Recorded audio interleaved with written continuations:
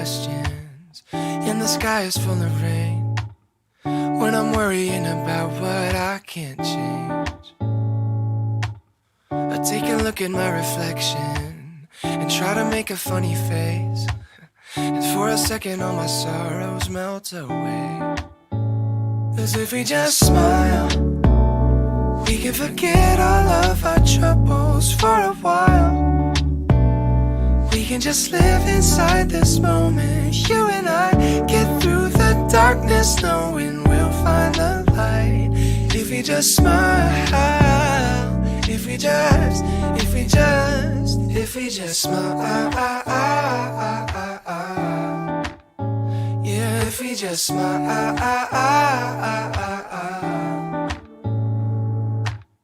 Maybe we focus on the future. No use in living in the past. Try to remember that the bad times never last.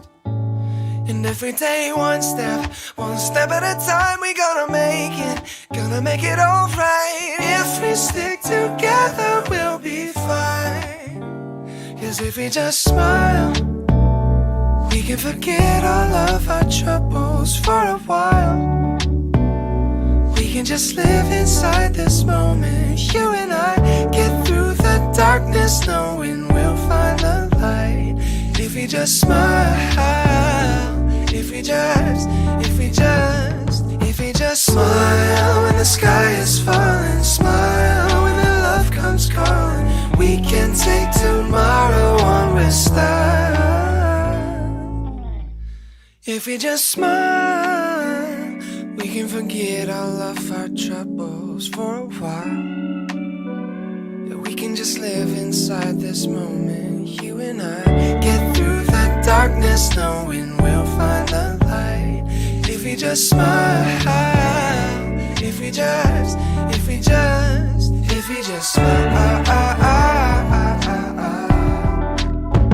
yeah, if we just smile. If we just smile, yeah, if we just smile, if we just smile.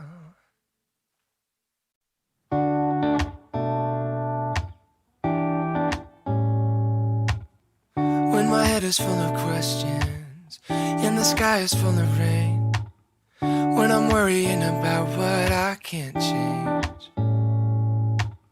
I take a look at my reflection and try to make a funny face, and for a second all my sorrows melt away.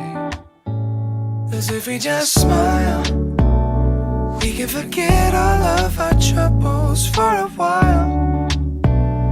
We can just live inside this moment. You and I get through the darkness, knowing we'll find the light. If we just smile, if we just smile, yeah, if we just smile. Maybe we focus on the future. No use in living in the past. Try to remember that the bad times never last. And every day one step at a time, we gonna make it alright. If we stick together, we'll be fine. 'Cause if we just smile, we can forget all of our troubles for a while. We can just live inside this moment. You and I get through the darkness, knowing we'll find the light. If we just smile, if we just smile when the sky is falling, smile when the love comes calling. We can take tomorrow on with style. If we just smile, we can forget all of our troubles for a while. Yeah, we can just live inside this moment. You and I get through the darkness, knowing we'll find the light. If we just smile, if we just smile, yeah, if we just smile.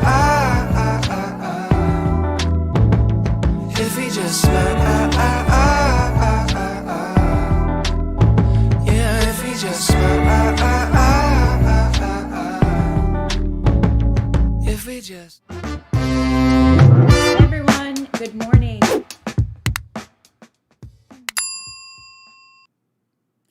Hey everyone, good morning. It is Denise Donoghue, the Mortgage Nerd. We are coming to you live at Acquisto Real Estate Media. This setup is legit. I've been on a lot of sets, but there are cameras and lights. This is pretty impressive. But good morning to everyone. Happy Friday. Good morning, Stacy, Logan. Looks like Martha's there. Lisa, Kim. It is Friday. The weekend is getting off, and I am excited to be here with you guys. I've got 4 topics that I want to go over with you. I'm going to give you a brief introduction about myself as the mortgage nerd. We're going to talk about loan program tips to help your buyers win offers because, holy moly, this market is bananas.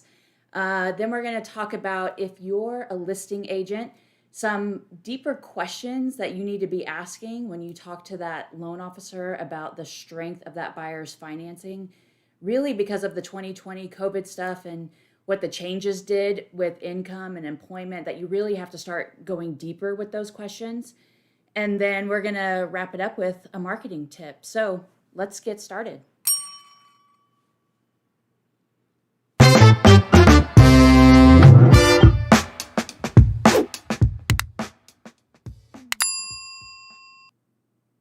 So yes, my name is Denise. Most of you guys know me by the Mortgage Nerd, and it is because I am truly a nerd. I've always been this way. Growing up, when I was at the age of 12, I had my first job, and I was responsible for putting food on the table, keeping our lights on, and I became fascinated with finance and with money and, learning the opposite of what my parents did, which was how to make your money work smarter and not harder, and strategy. And so at an early age, I just was studying it, researching it. I started my first business when I was 15 years old, and it paid for my college at the best university in Texas, which is Texas A&M, of course. Whoop to all the Aggies out there. But I started my business online. It paid for my school. And then when I graduated, I just, again, it fueled my passion of, how people are wired, what they think when it comes to finance. And when it comes to real estate, how a home can just create that stability for your family life and really help people accumulate wealth. And so, fun fact for you guys, less than 1% of loan officers are what are called certified mortgage planners. And really the only difference in the two is the education makeup behind them. So your average Joe loan officer, they have the education that allows them to qualify clients, make sure that they meet the lending requirements set by Fannie and Freddie to ultimately obtain a home loan for their house. Whereas a certified mortgage planner has that same loan officer knowledge, but they also have a financial knowledge like a Series 7 or 63 or 6 that teaches us how to invest money, stocks, bonds, mutual funds, things of that nature. Now, we don't actually practice investing people's money. I did back in the day, help people with their 401k and broker strategies. But the point is that when you're working with a certified mortgage planner and when your clients are working with a certified mortgage planner, we're going to take an approach that's really a full analysis of a financial strategy. So let me give you an example. I had a client from California. Of course, a bunch of people are coming here from California right now. But he called in and he was like, I am going to buy this house, $450,000, 20% down. And that's really the only option he wanted to see. And as a certified mortgage planner, I pulled his credit, looked at all of his debts, and I was like, wow, he's got a lot of credit card debt. And that credit card debt is, as we know, high interest. It's usually revolving. And so a lot of that payment that they're making every month for those credit card payments is going towards interest, which I hate, makes me want to vomit. And so although he didn't ask for it, what I did is I've got software that allows me to do a side-by-side analysis that says, okay, Mr. Customer, let me give you what you asked for. Here's your purchase price, 20% down, and here's what your total financial strategy would look like there. If we fast forward you in 7 years, here's what your net worth would look like, continuing on the path that you're on. Or let me show you a different strategy of putting 10% down. We're going to use the other 10% and we're going to pay off that credit card debt. What that did is that freed up $1,000 in cash flow, which at that point they could use to either save, knock out some student loan debt, which they had, or invest it. And so when we did the fast forward analysis 7 years from then of what that net worth would look like in 7 years, he was over $80,000. He had more than $80,000 net worth from that strategy versus just all he knew. I mean, I'm sure his parents and grandparents just hardwired into them that you shouldn't buy a home unless you have 20% down, because oftentimes that's what happens is we only know what our parents taught us. And so until he was shown a different strategy, it was like, poof, mind blown. He was ecstatic. He was so grateful that somebody took the time to show him the numbers, because seeing the numbers is different than just talking about it. It makes it tangible. And so the impact that had for him and his family, and then you think about from a generational standpoint, now with this knowledge that he has, he can teach that to his kids. And it's all about being strategic and what I call leveraging money smartly. If a mortgage right now is 2.625 and you've got a car loan or student loans or interest rate that's higher than that, then your mortgage money is cheaper to borrow than this other debt. And so financial strategy is key. I absolutely love what I do. I tell people I help people build wealth through real estate. So that is a little bit about me. Let's go on to topic 2.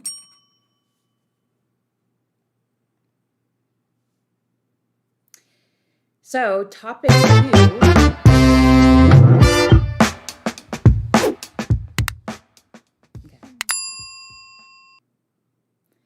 All right, so topic 2 is about loan program tips that is going to help your buyers win in this crazy market that we're in. Because I was just actually talking to an agent yesterday. She's got 17 buyers and 1 listing, and we're already seeing going above list price. How can we make the offer more appealing against other buyers' offers?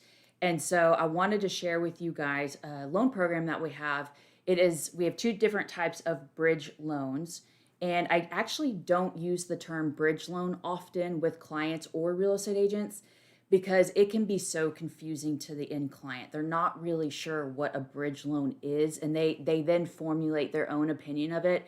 And so then I have to rewire that. So, but for you guys, I call it a flex loan, and we've got 2 different types. And the purpose of it is so that your buyers can make a non-contingent offer, which is so much more appealing than, of course, having to make an offer with contingent on a home selling.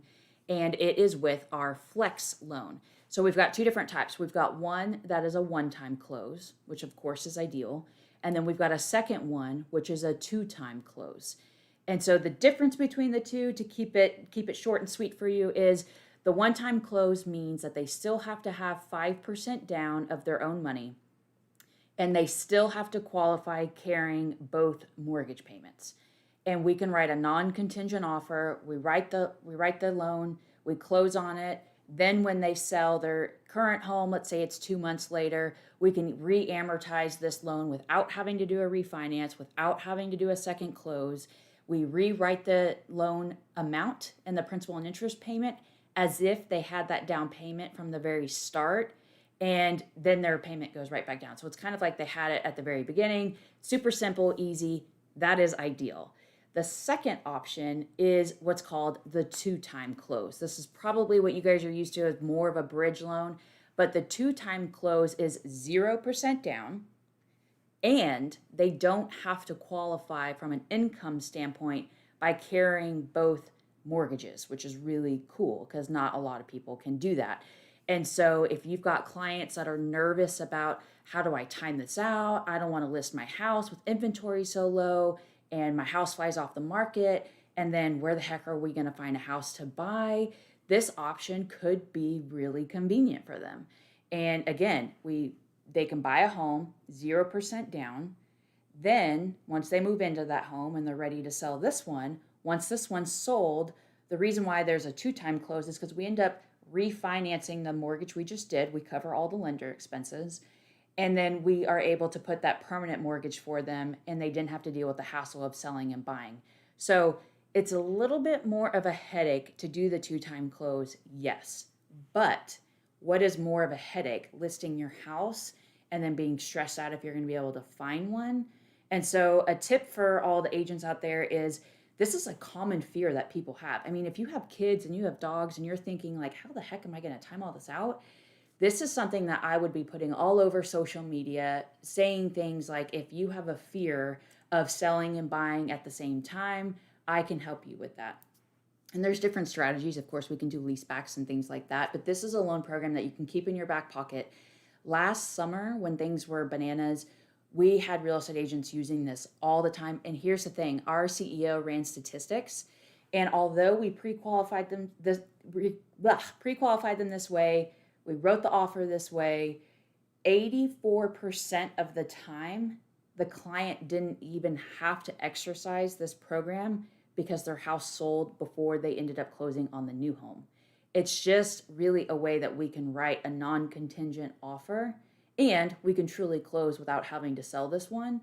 But it allows them to write that offer.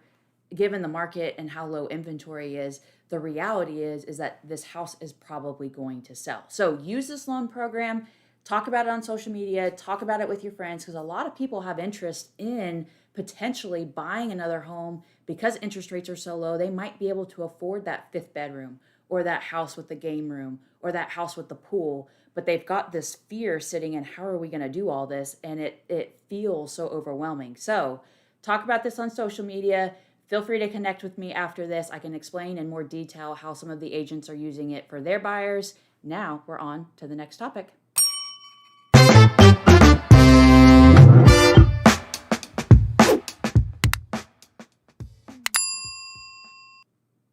All right, so this one is a topic about, if you're a listing agent, the 4 additional questions that I would be asking the lender when you're trying to figure out which offer to go with, because there's going to be multiple offers. I'm sure all of you guys are already calling that loan officer, but with COVID last year, there are just a few things that I would add in addition to probably questions you're already asking. So the first one is, does your buyer's financing include a second mortgage lien with it? Now, usually on your pre-qualification letter or pre-approval letter from the letter, it'll say loan to value, and then below it, there's usually something that's called CLTV, which stands for cumulative loan to value. And if there's a number in there that's greater than just the original loan to value number, that is your sign that there is a second lien. It doesn't hurt just to ask the question, because you guys don't deal with loan terms that often. But it's important to ask if there is a second lien involved, because as we saw last summer, when you bring in another entity to the transaction, it's another variable that could cause a delay. It's another variable that could mean something goes wrong. And so it's helpful to know, if you're trying to eliminate all of those variables for your seller and the domino effect that we know that it can create, then you need to know if that financing includes another lender. So last summer, a lot of the second lien holders, there were delays. One of the biggest ones, their office got hit with COVID, and they basically stopped production for a couple weeks. And so make sure you ask that question to the loan officer, is there a second lender involved in this buyer's transaction? The second question is, especially if you're listing a home that's in that first-time home buyers bracket and you're getting a bunch of offers, you want to ask the lender if there's down payment assistance involved in that transaction. And nothing wrong with down payment assistance. I love it. I actually think it's a great tool for buyers to get out of renting and into buying. But like we just mentioned, you're bringing in another variable, and that could cause delays. And so if you're trying to eliminate all possible delays, picking an offer with down payment assistance is probably not the best option, because essentially what down payment assistance does is the lender has to qualify the client, clear to close, final approve, and then basically that down payment assistance entity has to also approve it. So if you've worked with USDA loans or anything like that, it's kind of the same process. And given the amount of first-time home buyers that are entering the market. I know yesterday they talked a lot about generations, that this generation is the largest generation that we've had, larger than the baby boomers. And so it's really important that you ask that question because, again, it's just another variable. And if you've got a buyer that doesn't have it, then that's just one less thing that you have to worry about. So, third question that I would ask and go deeper in is the appraisal process for that lender. There are usually two different types of appraisal processes within an organization, and that means that they have either what's called an AMC, or the lender has a appraisal panel that they can choose from. And an AMC, or an appraisal management company, is basically the lender hiring a company, a third party, to basically round robin the selection of appraisers to go out and appraise that home. And it's a way, whenever all the Dodd-Frank stuff happened, it was a way for the lender to basically ensure that they're following the rules, they're not handpicking the appraiser, and they're using a round robin approach, but this third party entity is who controls it. And the downside with that, a lot of the big banks have these AMCs, and even smaller banks do. But the downside of it is, let's say your average appraisal is $450. Well, if a lender company uses this third party entity, they have to get paid. And so they typically will take a percentage of that $450 fee. And so the appraisers that are part of this entity that get hired by this entity, they're doing the same work as any other appraiser, but they're getting paid less because the AMC is taking a piece of it.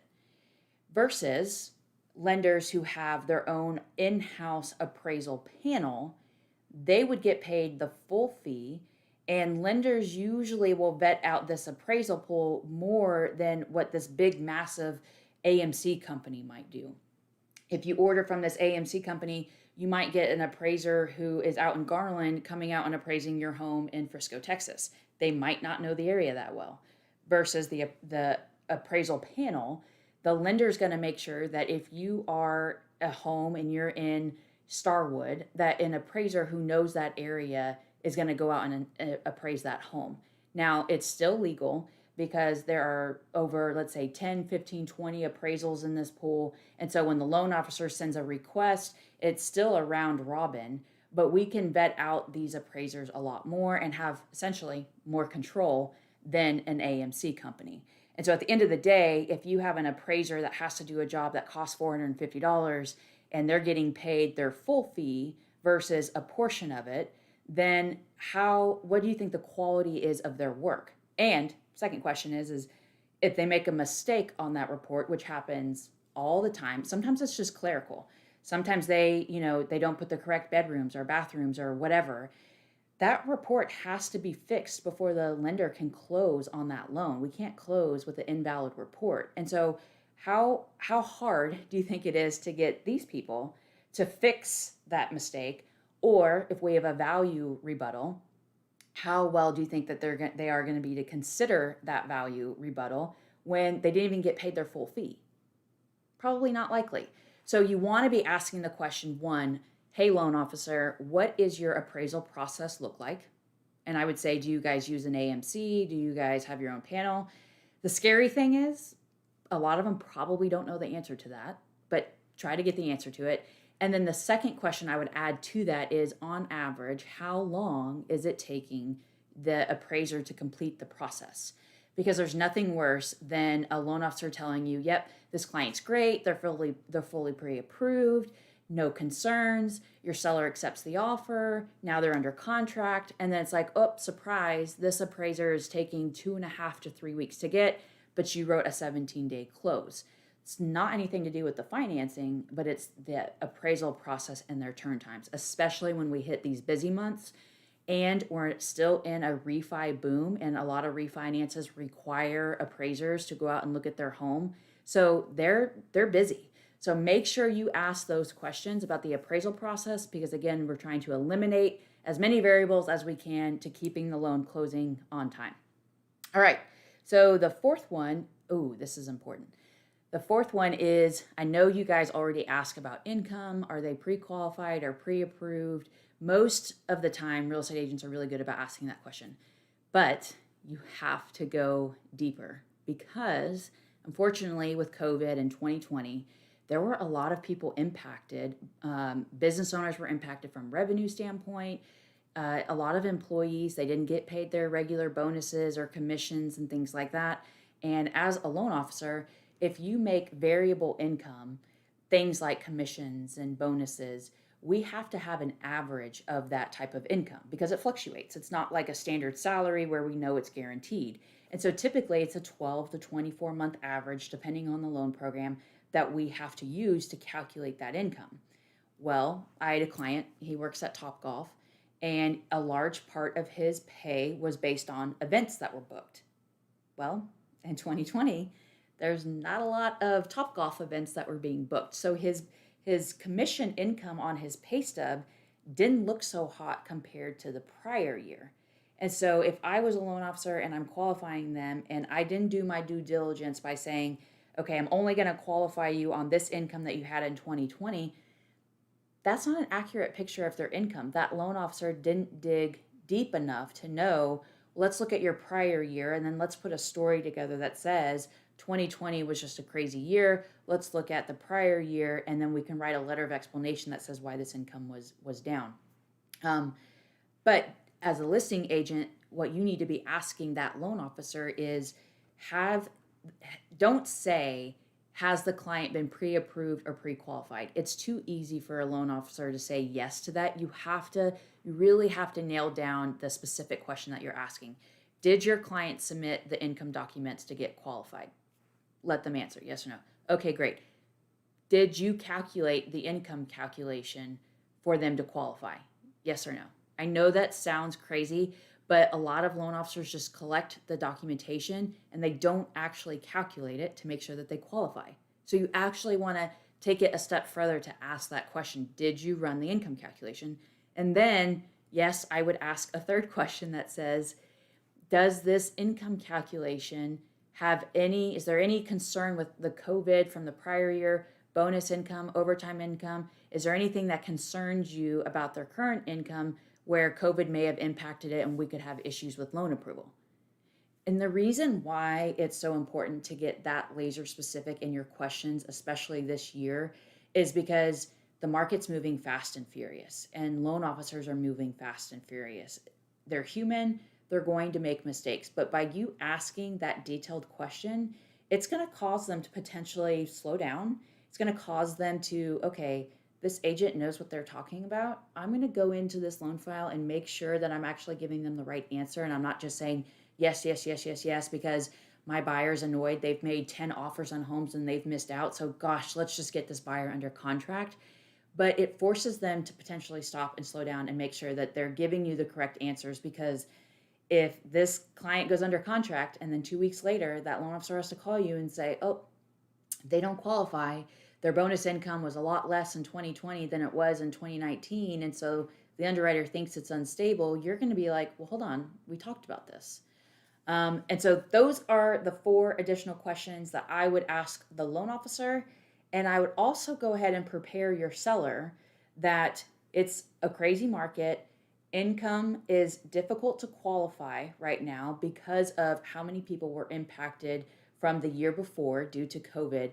And all that does is setting the expectation with the seller that there could be fallout. I know nobody wants fallout, but our job is to set proper expectations with our clients so ultimately they don't get frustrated with us. There's going to be fallout this year. I am predicting there's going to be more fallout actually than ever in 2021 because of how fast and furious this market is.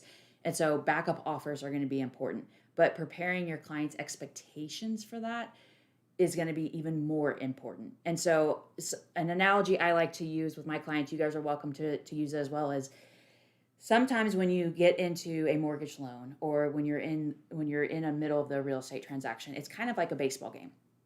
There's 9 innings and there's a curveball that can come at any time. It could come in the first inning or it could come at the bottom of the 9th. And so my job is to make sure that we are ready for those curveballs. We put together a plan of action to prepare ourselves to get out of that situation.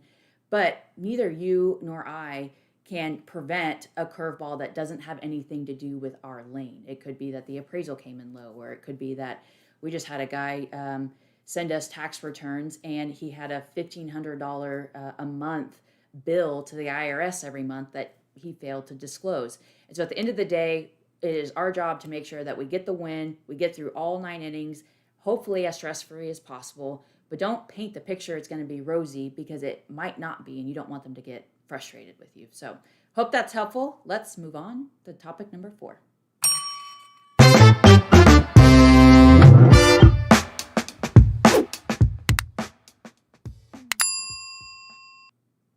All right, so my marketing tip.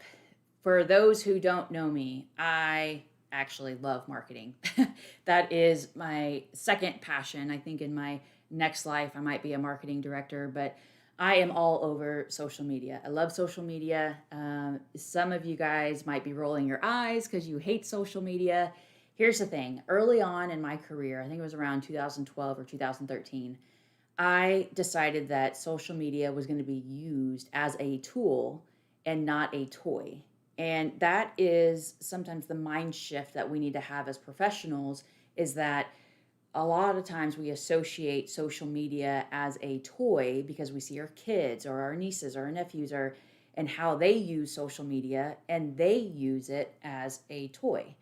But marketing is all about getting behind as many people's eyeballs as you can, as cost effective as well. And social media opens that door, like it or not, and you can actually touch a lot of people. You can connect with a lot of people. And so my marketing tip for you guys, especially for 2021, is to really get out there and do more videos. I've already been talking to Shana and Kim, and my gosh, with this setup, I mean, holy cow, Acquisto Media, I'm like super jealous because my video content is not this good. But here's my tip for you guys. Almost every realtor I meet with, they hate video. They hate the way they look on video. They hate the way that they sound on video. But the reality is that is how you look and sound in real life. And so practice makes everything so much easier. And it's not something that you pick up on overnight. If you look at my YouTube channel, it's kind of embarrassing, but like I have videos on there from 2013. The lighting's horrible. I actually have a couple of videos where I have a bruise on my cheek because I had my wisdom teeth taken out. But I made a commitment to myself that every Sunday I was going to record 3 videos and I was going to post them.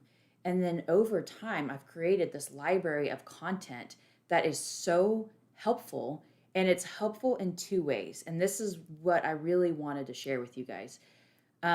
Video can help leverage your time, and I call it the power of one-timing.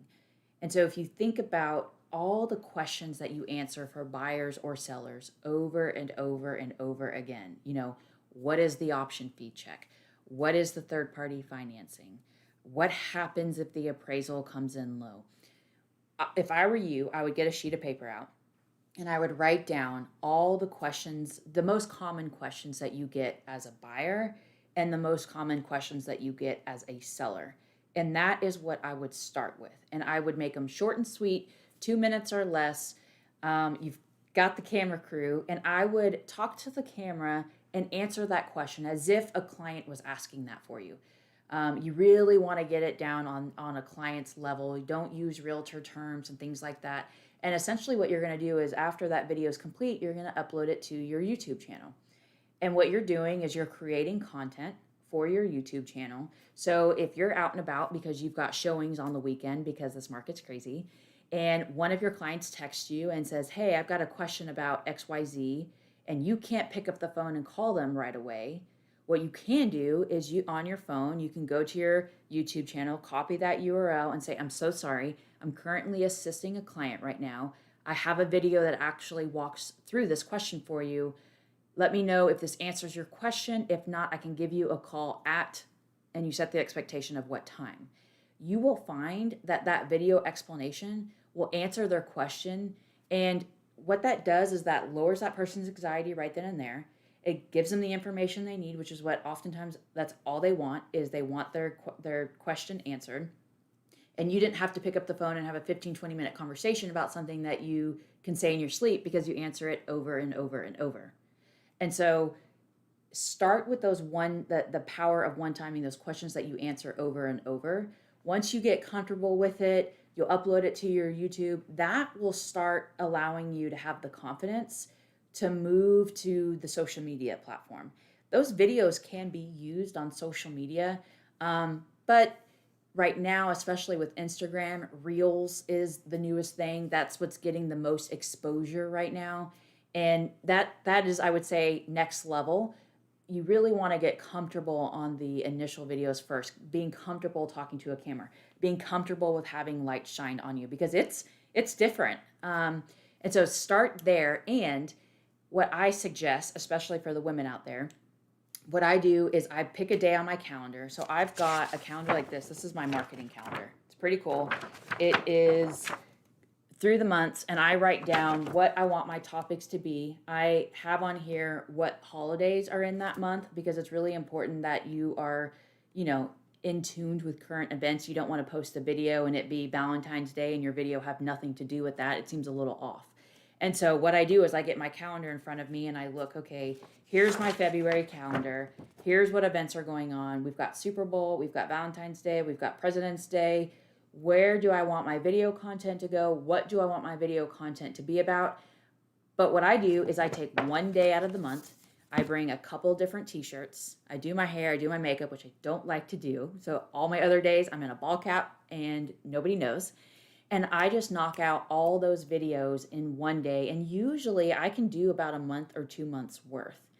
And so they're knocked out. And the beauty of that is, as we're getting busy and we don't have time to do that, you've already got an arsenal filled of videos and content that you can post at any time. Your camera ready, it looks great. They can be reused, because guess what?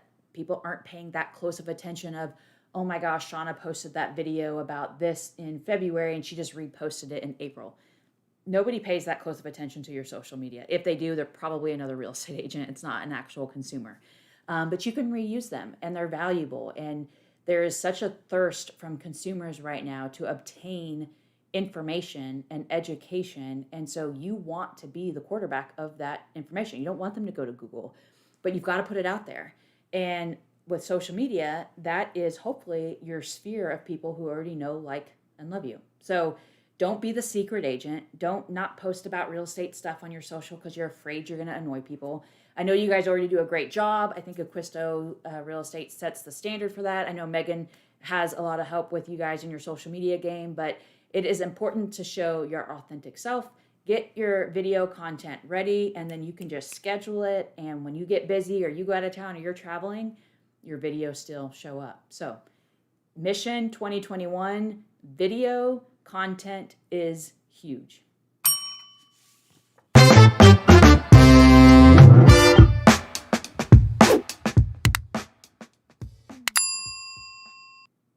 All right, everyone, that is a wrap today. I want to go over the topics we talked about. I gave you an introduction to myself, the mortgage nerd, a certified mortgage planner.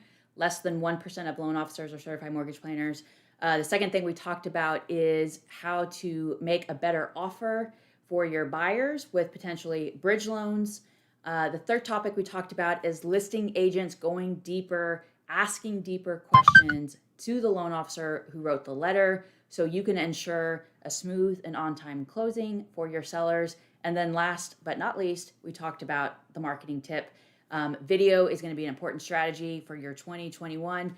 If you guys have any questions, if you guys need any marketing tips, I would love to meet with you guys. I do Zoom meetings every single week on Wednesdays, and that is my passion, is helping you guys be creative with yourself, bringing out your own brand, bringing out your own mark. I love it. So you guys have any questions, I will make sure that my information is down below. You can follow me on all social. And for all the new viewers that may have been watching, thank you. Share this video.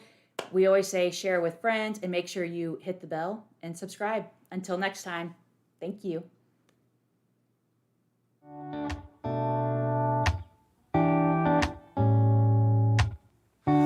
head is full of questions, and the sky is full of rain. When I'm worrying about what I can't change, I take a look at my reflection and try to make a funny face. And for a second all my sorrows melt away. As if we just smile, we can forget all of our troubles for a while. We can just live inside this moment. You and I get through the darkness knowing we'll find the light. If we just smile, if we just smile, yeah, if we just smile.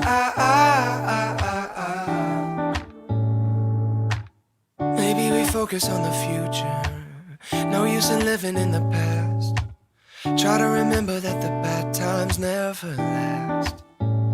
And every day one step at a time, we gonna make it alright. If we stick together, we'll be fine. 'Cause if we just smile, we can forget all of our troubles for a while. We can just live inside this moment. You and I get through the darkness knowing we'll find the light. If we just smile, if we just smile when the sky is falling, smile when the love comes calling. We can take tomorrow on with style. If we just smile, we can forget all of our troubles for a while. Yeah, we can just live inside this moment. You and I get through the darkness knowing we'll find the light. If we just smile, if we just smile, yeah, if we just smile, if we just smile, yeah, if we just smile, if we just smile.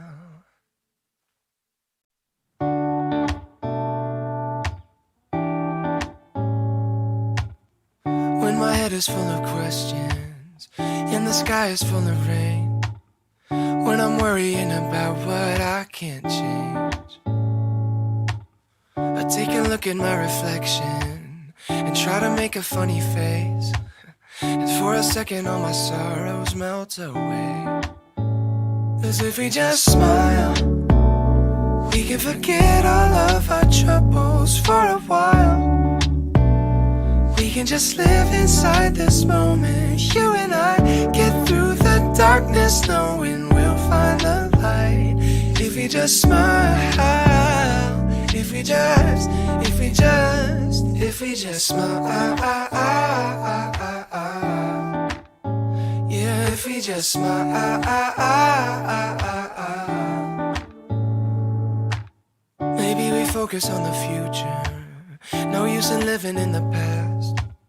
Try to remember that the bad times never last.